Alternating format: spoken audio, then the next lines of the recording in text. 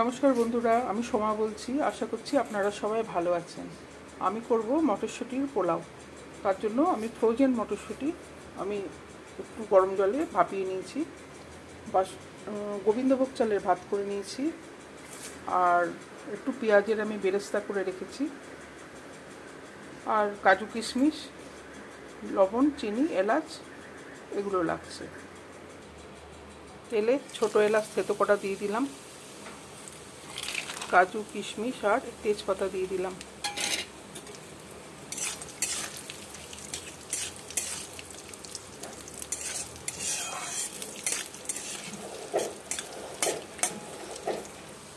ভাজা হয়ে গেছে কাজু কিশমিশটা, মটরশুঁটিটা দিয়ে দিলাম।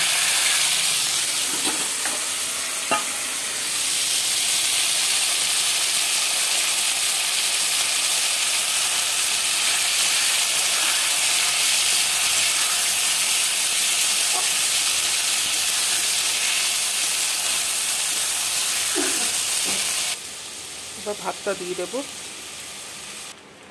লবণ দিয়ে দিলাম, চিনি দিয়ে দিলাম, 1 চামচ ঘি দিলাম,